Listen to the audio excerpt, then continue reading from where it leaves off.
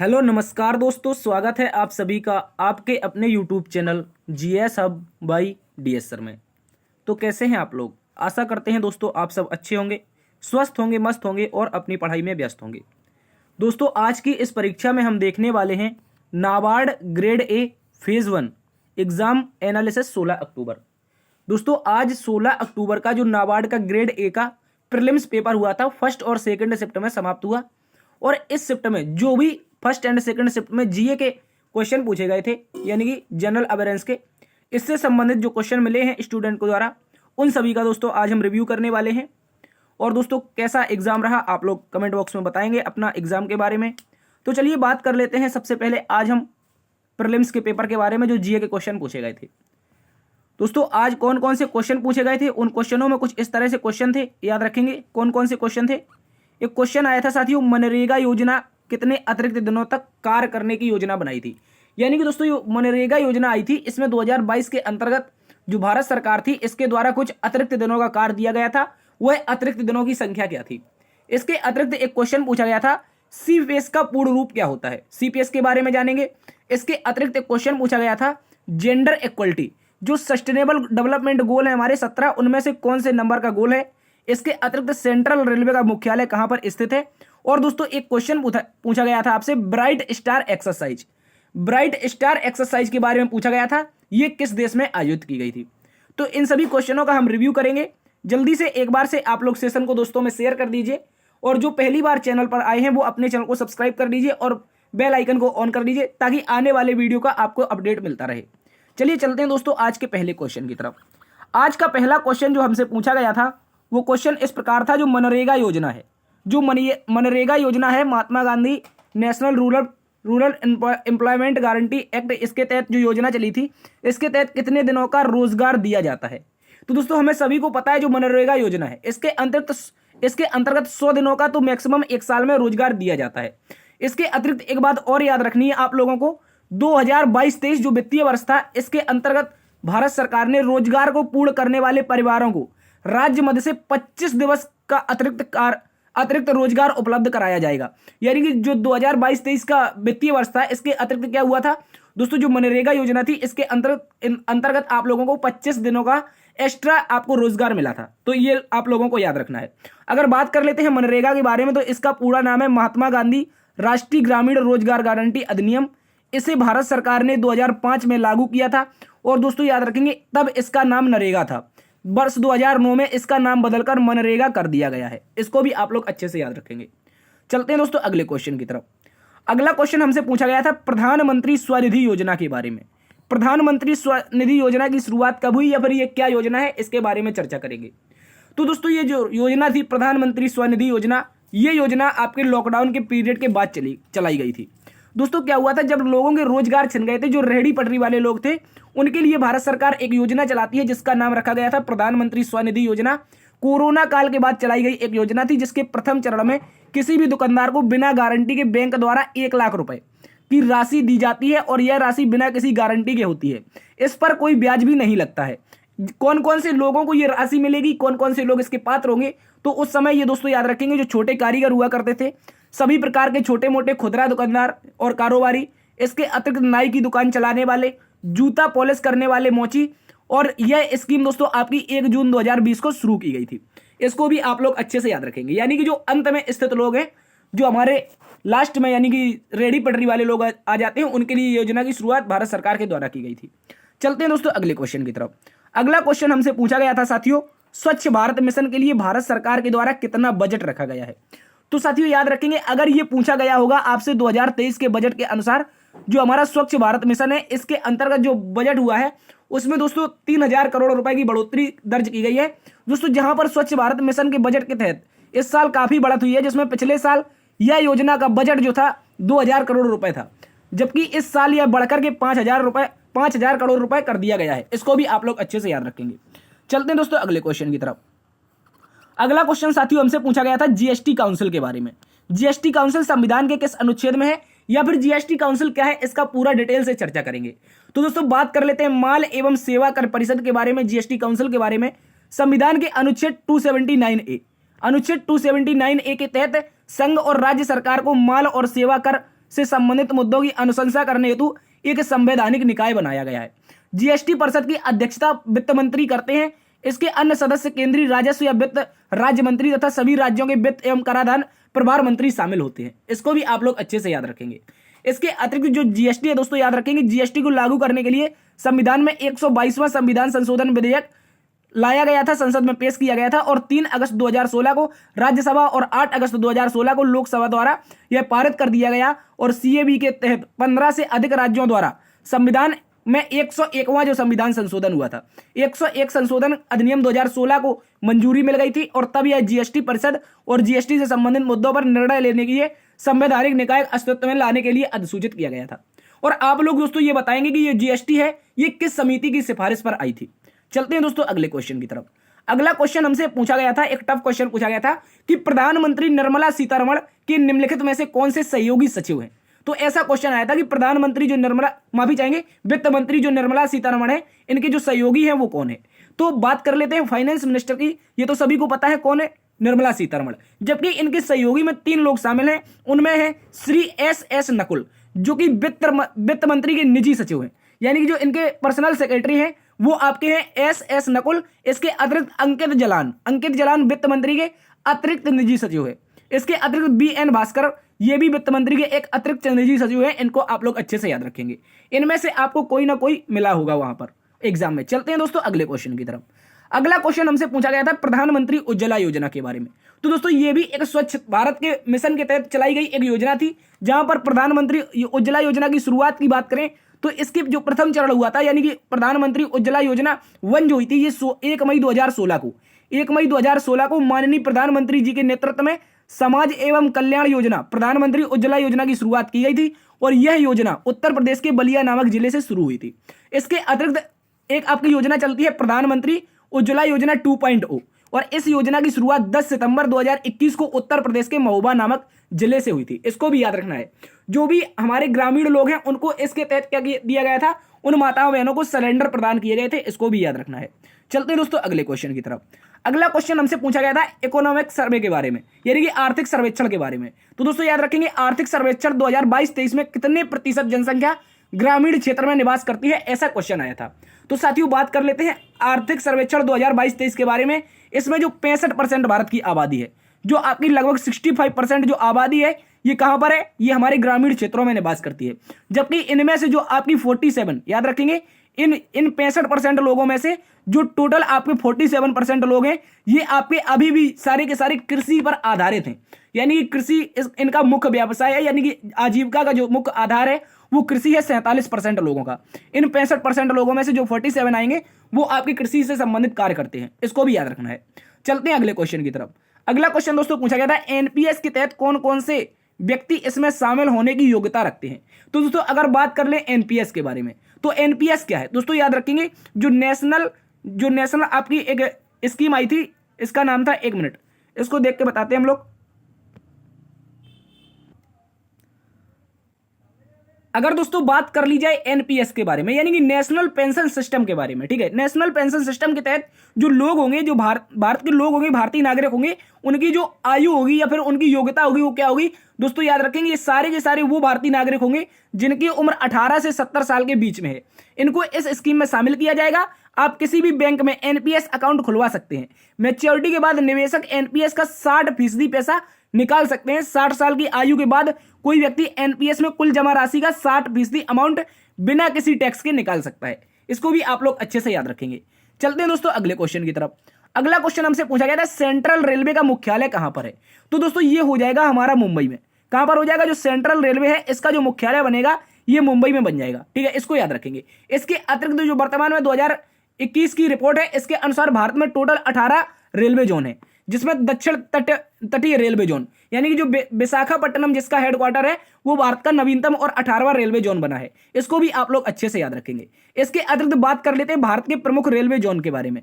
तो दोस्तों याद रखेंगे जो भारत के प्रमुख रेलवे जोन है उनमें आपका मध्य रेलवे, इसका मुख्यालय मुंबई में हो जाएगा, पूर्वी रेलवे कोलकाता, पूर्व मध्य railway Hajipur, east coast railway Bhubaneswar और उत्तर रेलवे बड़ौदा हाउस नई दिल्ली, उत्तर मध्य रेलवे इलाहाबाद, उत्तर पूर्व रेलवे गोरखपुर, उत्तर सीमांत रेलवे मालीगांव गुवाहाटी और इसके अतिरिक्त उत्तर पश्चिम रेलवे जयपुर, दक्षिण रेलवे चेन्नई और दक्षिण मध्य रेलवे सिकंदराबाद।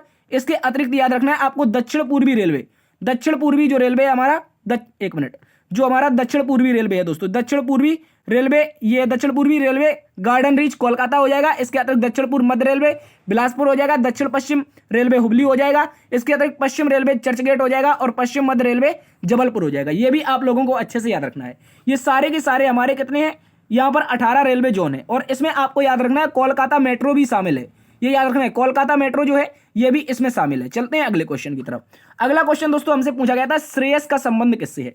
अगर बात कर लेते हैं श्रेयस के बारे में, तो श्रेयस जो स्कीम आई थी, ये श्रेयस स्कीम आई थी छात्रों के लिए, छात्रों के लिए scholarship for higher education for young achievers scheme, यानी कि श्रेयस स्कीम इसका पूर्ण नाम था।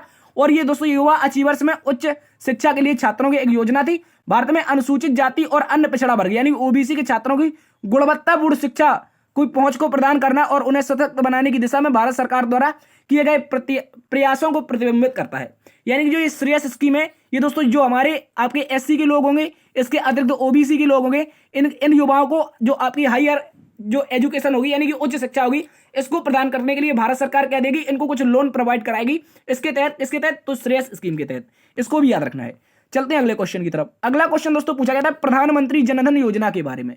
प्रधानमंत्री जनधन योजना की बात करें तो दोस्तों याद रखेंगे प्रधानमंत्री जनधन योजना वित्तीय समावेशन का एक राष्ट्रीय मिशन है जिसका उद्देश्य बैंकिंग, बचत, जमा खाता, प्रेषण, ऋण, बीमा और पेंशन इत्यादि में वित्तीय सेवाओं को प्रभावी ढंग से सभी तक पहुंचाना है। और दोस्तों बात कर लें विश्व की सबसे बड़ी वित्तीय समावेशन की योजना प्रधानमंत्री जनधन योजना, ये इसकी घोषणा 15 अगस्त 2014 को ऐतिहासिक लाल किले की प्राचीर से की गई थी, जबकि 28 अगस्त 2014 को इसको पूरे देश में लागू कर दिया था।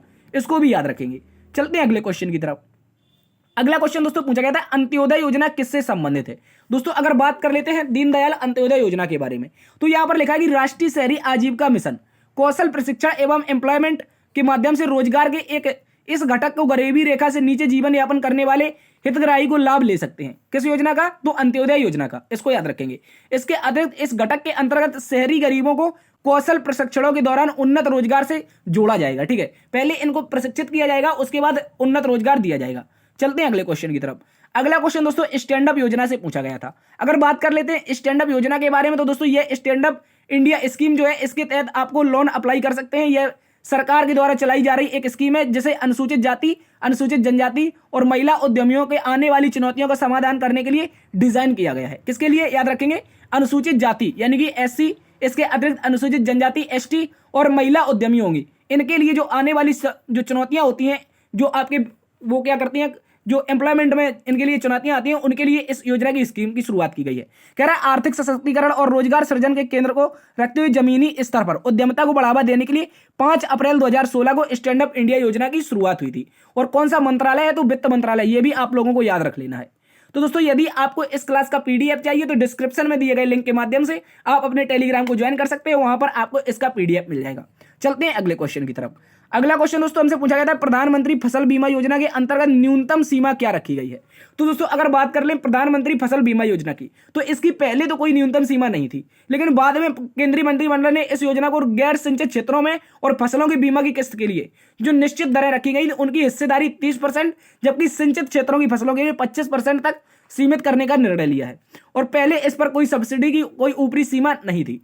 यानी कि दोस्तों ये जो प्रधानमंत्री फसल बीमा योजना है, इसके तहत जो हमारे किसान भाई होंगे उनके लिए ये योजना चलाई जा रही है। और इस योजना में क्या होगा दोस्तों, याद रखेंगे, जैसे किसी किसान की फसल नष्ट हो जाती है तो उसको उस फसल का, यानी कि जो असिंचित क्षेत्र है, असिंचित क्षेत्र है, उसमें जितनी भी फसल उगाई जाएगी उसका 30% हिस्सेदारी भारत सरकार आपको उसका भुगतान करेगी। जबकि जो सिंचित क्षेत्र है उसमें आपकी जो कुल लागत की उत्पादन होना था उसका 25% आपको किसानों को इस योजना के तहत दिया जाएगा। इसको भी याद रखेंगे। और इस योजना के तहत फसलों की जो उच्च गुणवत्ता है, इसको बढ़ाने के लिए दोस्तों ये क्या करते हैं, ये लोग आपको ऋण भी प्रोवाइड कराते हैं। तो इसको भी याद रखेंगे।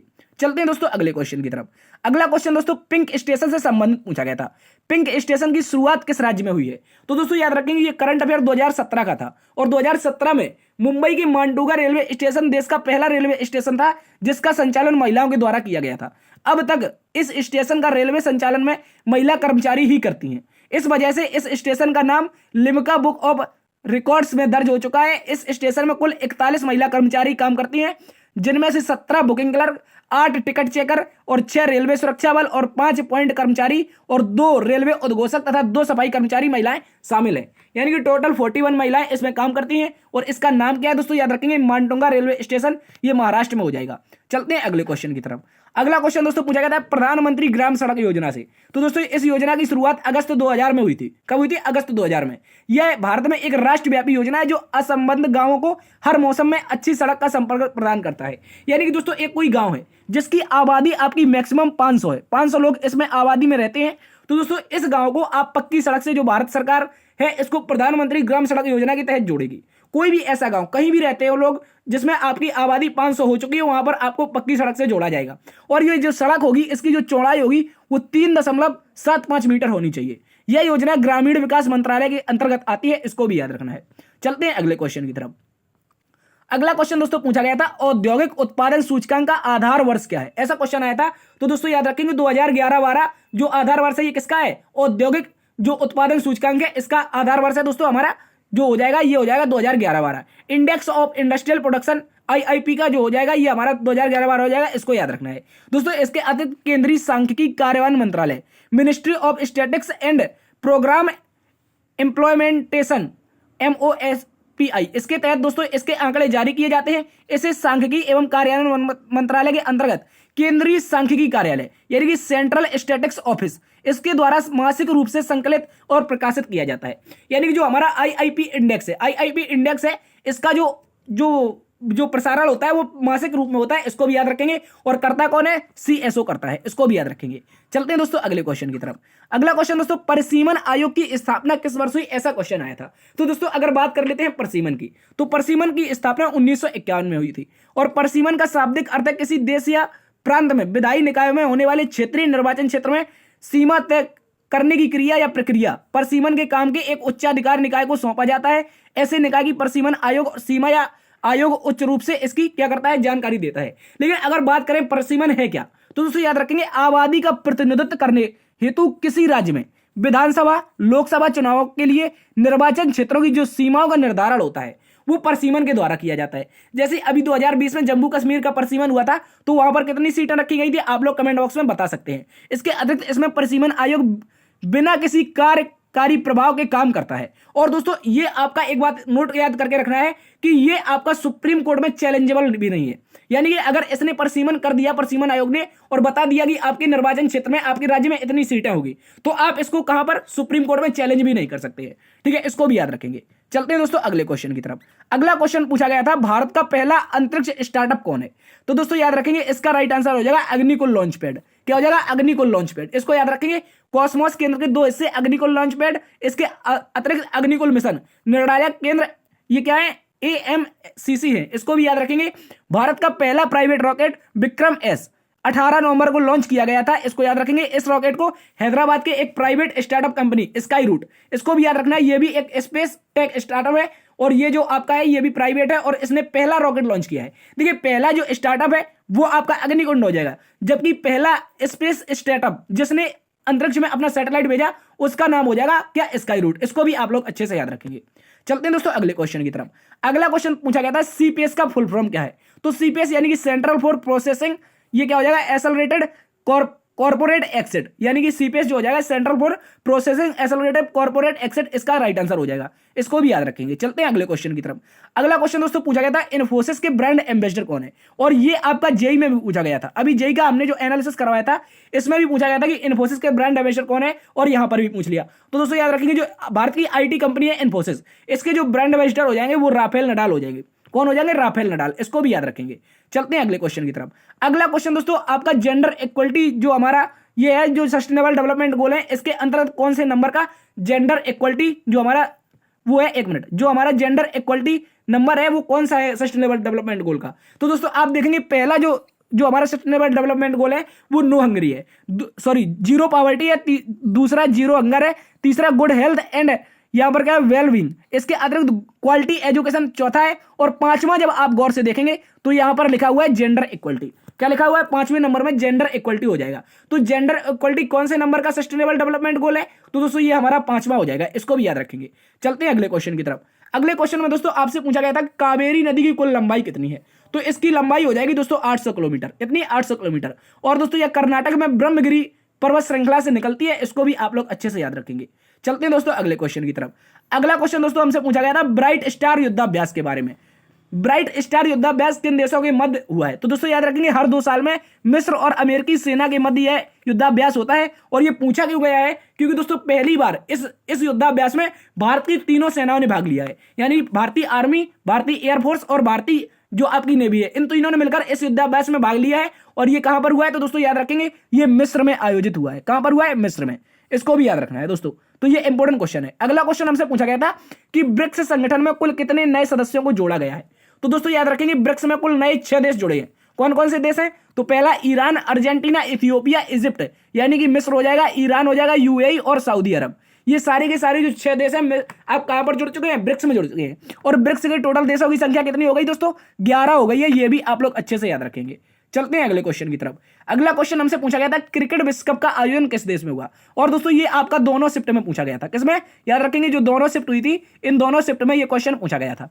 तो क्रिकेट विश्व कप कहां पर होगा दोस्तों? 2023 का ये भारत में हो रहा है और इसका अभी मुकाबला चल रहा है और फाइनल इसका जब होगा तो इसका करंट अफेयर बन जाएगा, उसको भी हम देख लेंगे। तो दोस्तों ये थे आज के जो क्वेश्चन स्टूडेंट्स के द्वारा मिले थे। ये इंपॉर्टेंट क्वेश्चन थे जो आपके आज एग्जाम में पूछे गए थे। तो दोस्तों यदि क्लास आपको पसंद आई है तो एक बार से सेशन को लाइक कर दीजिए, दोस्तों में सेशन को शेयर करिए। और यदि चैनल पर पहली बार आए हो और अभी तक सब्सक्राइब नहीं किया है तो इस तरह के निरंतर एनालिसिस से जुड़ने के लिए अपने चैनल को सब्सक्राइब जरूर कर लें। देखते रहिए जीएसएफ बाय डीएसआर। बड़ों का सम्मान करना, छोटों को प्यार देना। तब तक के लिए अपना भी ख्याल रखना। मिलते हैं कल एक नई क्लास में नई ऊर्जा के साथ, नए एनालिसिस का। तब तक के लिए अपना ख्याल रखना। जय हिंद, जय भारत।